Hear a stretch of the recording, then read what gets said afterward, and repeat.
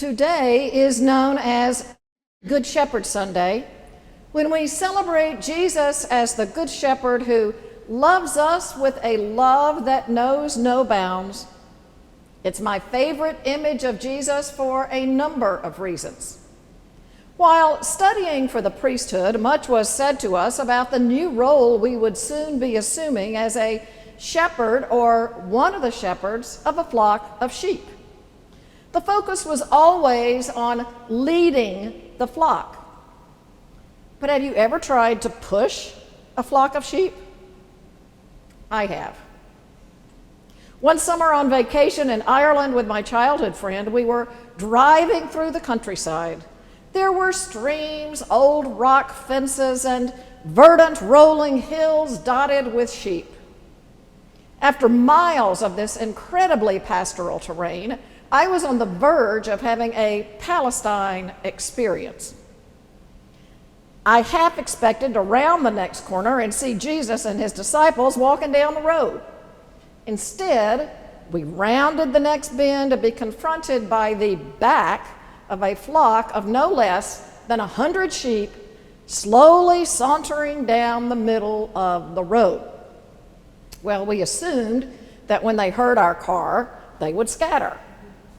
No, they didn't.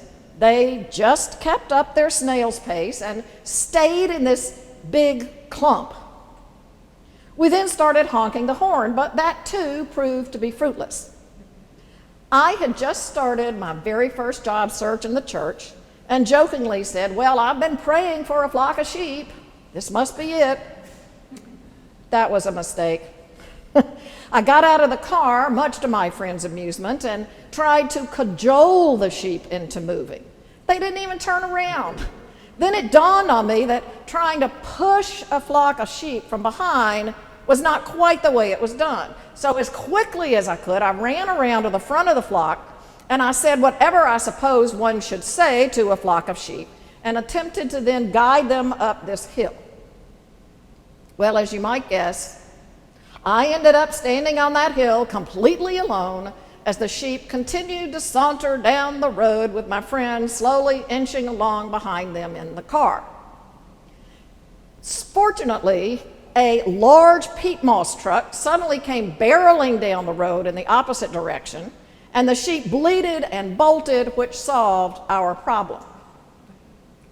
Well, if I'd ever taken a course called Leading the Sheep 101, I would have known why I couldn't possibly be anything like a shepherd to those sheep.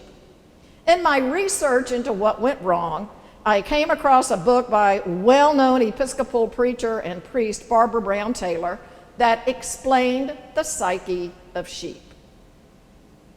First of all, sheep will not go anywhere someone else does not go first, but that someone must be their shepherd whom they trust, who goes ahead of them and shows them that they're safe, that everything is all right.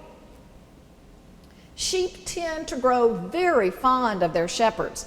A shepherd can walk right through a sleeping flock without disturbing them, but if a stranger walks in, total chaos. Sheep seem to consider their shepherds part of the family, and the relationship that grows up between the two is quite exclusive.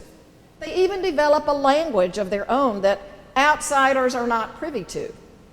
A good shepherd learns to distinguish a bleat of pain from one of pleasure, while the sheep learn that a cluck of the tongue means food, or a two-note song means it's time to go home.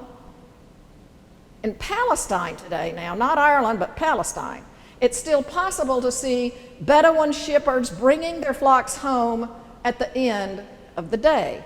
Often different flocks will end up at the same watering hole around dusk, so all the sheep get mixed up together. 8 or 9 flocks, all in this big clump like the sheep were in Ireland.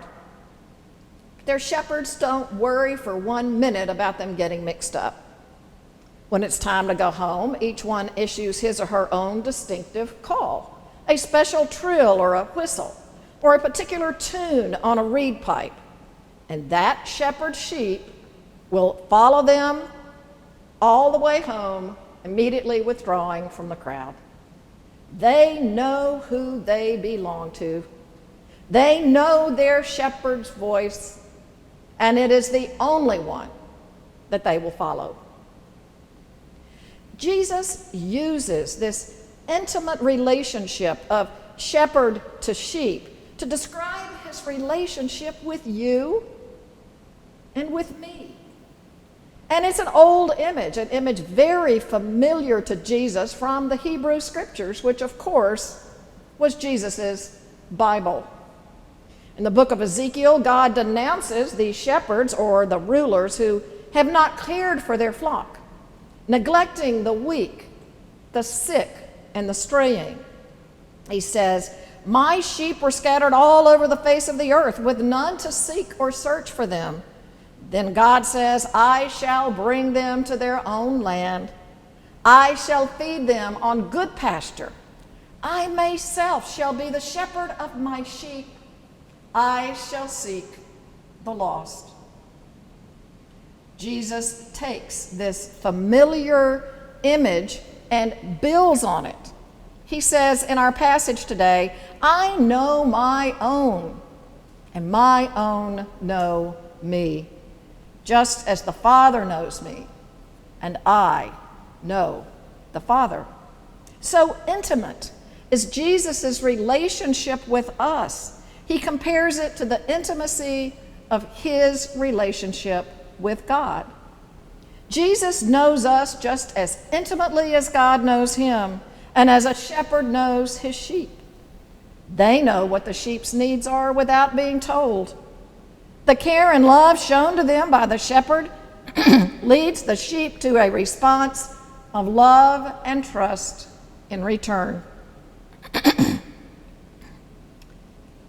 I wonder how many times over this last year of loss, for us as individuals, as a worshiping community, and as a nation, that I've pictured myself, truth be told, as that little lamb cradled in the arms of Christ, safe, away from all that could harm me, even a deadly virus. There are times in our lives when there's just no better place to be.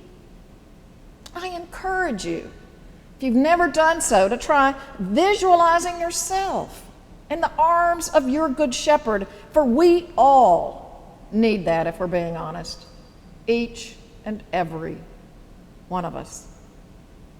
Jesus takes this image and makes it distinctly his own, because in contradistinction to every other shepherd in the Bible, this shepherd lays down his life for his sheep. No less than 3 times in our short reading today, he says, "And I lay down my life for my sheep." So great is Jesus' love for us. So intimately does he care and nurture us like a good shepherd that he willingly laid down his life for us. And this is why we can come together as God's flock at this time, in this place, and be transformed from a flock of sheep into shepherds ourselves. We can shepherd the newcomers who join us on a Sunday morning or during the week. We can shepherd those who have recently lost a loved one, or the sick, or the countless people all around us who may be lonely. We can be shepherds to our neighbors in need of food, clothing, or housing. For the point of today's gospel is not only that we are called to be sheep, but we are also called to be shepherds, both to those within our own worshiping community and those very far away.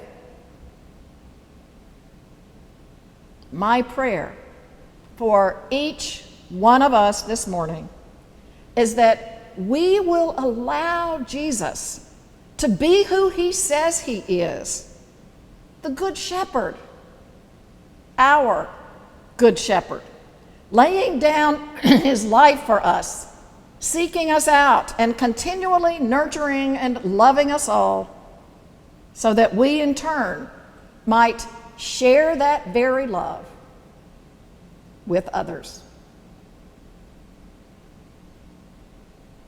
Amen.